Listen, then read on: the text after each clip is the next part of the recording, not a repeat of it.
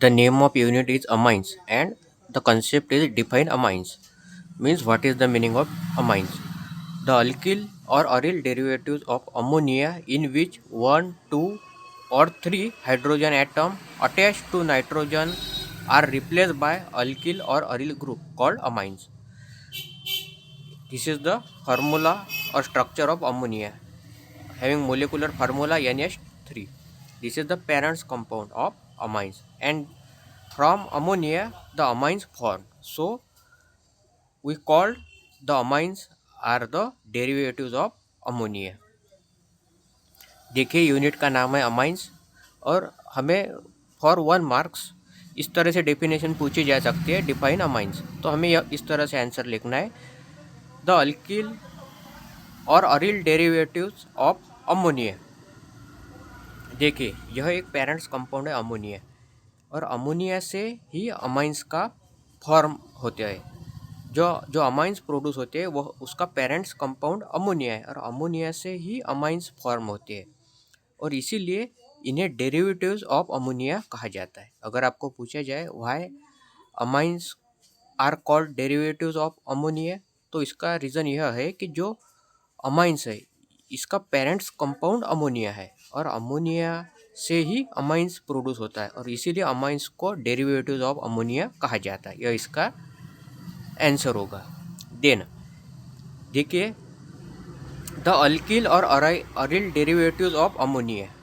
देखिए इसका मतलब क्या है, यह अमोनिया है जिसमें सेंट्रल में नाइट्रोजन है और नाइट्रोजन को 3 हाइड्रोजन अटैच है। जब अल्किल और अरिल ग्रुप इस हाइड्रोजन को रिप्लेस करेंगे और इस हाइड्रोजन की जगह सब्सटीट्यूट होगी और जो प्रोडक्ट बनेगा उसे ही हम अमाइंस कहते हैं। तो देखिए द अल्किल और अरिल डेरिवेटिव्स ऑफ अमोनिया, इसका मतलब क्या है, फॉर एग्जांपल इस हाइड्रोजन को हटाकर हम अल्किल और अरिल ग्रुप सब्सटीट्यूट करेंगे इन अमोनिया। यह अमोनिया है इन अमोनिया इन विच 1 और 2 और 3 हाइड्रोजन एटम। देखिए अगर एक हाइड्रोजन एटम हटाना हो या 2 हाइड्रोजन एटम हटाने हो या 3 हाइड्रोजन, देखिए 1 2 3 तीनों भी हाइड्रोजन को अल्किल या अरिल ग्रुप से हम रिप्लेस कर सकते हैं।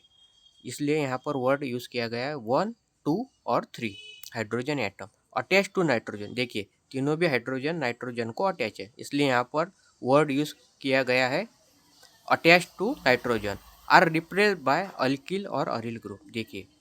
देखिए अगर हम एक हाइड्रोजन हटाते हैं, रिप्लेस करते हैं और उसके जगह पर अल्किल या अरिल ग्रुप अटैच करते हैं तो उसे हम प्राइमरी अमाइन कहेंगे। अगर हम 2 हाइड्रोजन को हटाते हैं और उसके जगह पर अल्किल या अरिल ग्रुप अटैच करते हैं तो उसे हम सेकेंडरी अमाइंस कहेंगे। और अगर हम तीनों भी हाइड्रोजन रिप्लेस करते हैं और उनके जगह पर अल्किल या अरिल ग्रुप को अटैच करते हैं तो उन्हें हम टर्शियरी अमाइंस कहेंगे। तो यह जो एक्सप्लेनेशन है, यह क्लासिफिकेशन ऑफ अमाइंस इस कंसेप्ट में आता है।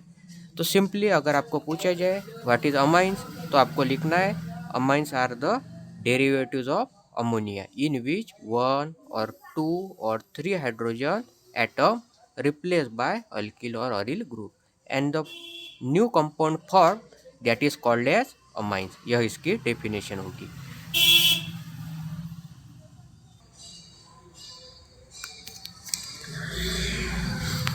देखिए यूनिट का नाम है अमाइंस और आपको अगर 1 मार्क के लिए डेफिनेशन पूछा जाए डिफाइन अमाइंस तो आपको इस तरह से लिखना है द अल्किल और aryl derivatives of ammonia in which 1 और 2 और 3 hydrogen atom attach to nitrogen are replace by alkyl और अरिल ग्रुप कॉल्ड अमाइंस। देखिए इसका क्या मतलब है।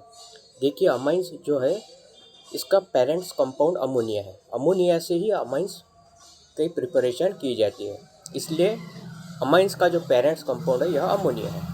देखिए और इसीलिए अमाइंस को डेरिवेटिव्स ऑफ अमोनिया यह भी कहा जाता है। सेकंड पॉइंट देखिए डेफिनेशन में क्या कहा गया है, अगर अमोनिया में से एक हाइड्रोजन को रिप्लेस किया जाए और उसके जगह पर अगर अल्किल या अरिल ग्रुप अटैच किया जाए तो उस कंपाउंड को हम कहेंगे प्राइमरी अमाइंस। देखिए अगर अमोनिया से 2 हाइड्रोजन्स को रिप्लेस करके वहाँ पर अगर हम अल्किल या अरिल ग्रुप को सब्सटीट्यूट करते तो जो न्यू कंपाउंड बनेगा उसे कहते हैं हम सेकेंडरी अमाइन।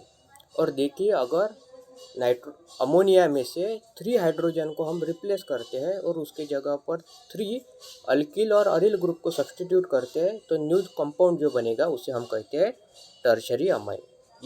यह जो एक्सप्लेनेशन है यह आता है under the heading classification of amines. तो देखिए सिंपली इस और जो प्रोडक्ट फॉर्म हुए प्राइमरी अमाइन, सेकेंडरी अमाइंस और टर्शरी अमाइंस, और इन्हें ही कॉमनली अमाइंस कहा जाता है।